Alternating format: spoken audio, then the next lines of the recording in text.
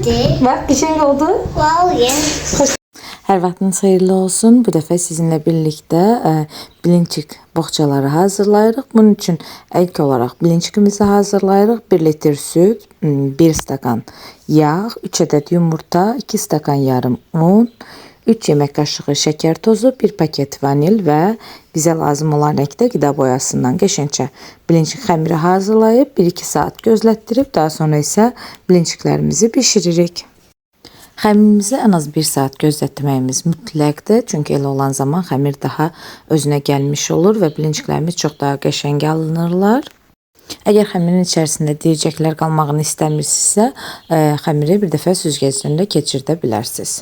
İndi isə keçirik kremimizi hazırlamağa. Bunun üçün soyuq şəkildə olan 250 qram qaymağımızın 33-35% qaymağımızın üzərinə 400 qram labla pendiri, 5 yemək qaşığı pudra şəkəri və 1 paket vanil əlavə edib yaxşıca krem halını alana qədər qarışdırırıq. Daha sonra isə keksimizi hazırlayırıq. Standart keks xəmiri istifadə etdim mən.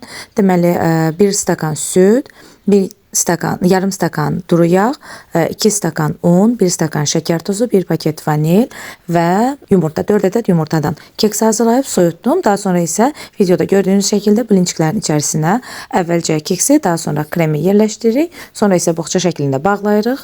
Üzərinə isə zövqümüzə uyğun olaraq meyvə yerləşdiririk. Bax. Yəmidir. Və servis etməzdən əvvəl son toxunuşlarımızı edirik. Beləcə desertimiz artıq hazırdır. Götür gəl ağılım. Nə oldu?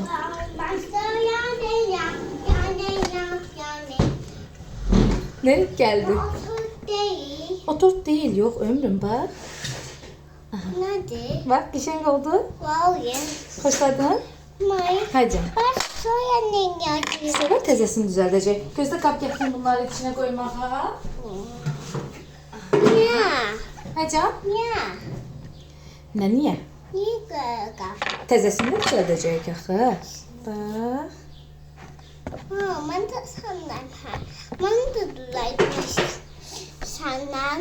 Ben Güzel. şeyden götürüyorum. Onu small eləmək lazımdır. Bax. A. Yek, ay, sol. Öyle bir kim Aha, vardı? krem buradadır. Aha. İçliyində, gözdə əvvəlcə mamu yerləşdirsin, kekini qoysun. İçliyində deməli labne pendiridir, 400 qram, 250 qram qaymaq, 5 yemək qaşığı şəkər pudrası. Oy, əlin batı, gözdə mamu silsin, gözdə. Bak bu tatlıdır. Həcəm, çox dadlıdır, kremdir də ömrüm. Bu da bakımda. Bax, yəmidir. Şimdi töküyorum. Aha. Ha, tök oğlum. Den, hep vereyim sana. Den. Hadi. Aha.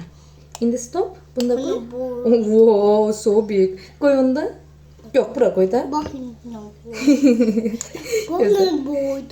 Gördüm. Gözde artığını götürək. Aha.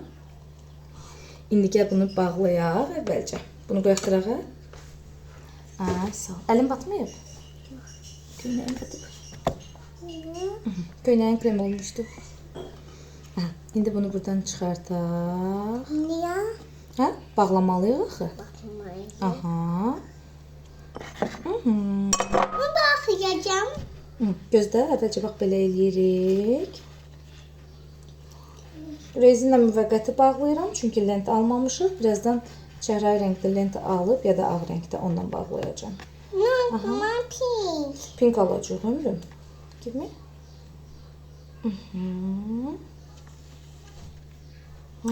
Maçtan ışık kemin gitti. Sildim getdi. Niye? Bəs əlim kremi də axı. Gözdə. Duz verirəm. Dəm o var idi də əlimin altında. Kəs. Ay, sağ ol. İndi çeyrək qoyaq. Ben koyacağım. Hansını? Bigindən seç. Ay, sağ ol. Al kuşsana güzelim. Wow, o kış meleğime. Burası damca açık. Opa, ne güzel. Favor. Yes, lava oldu. O bir istekanı kapısının yanına koyalım.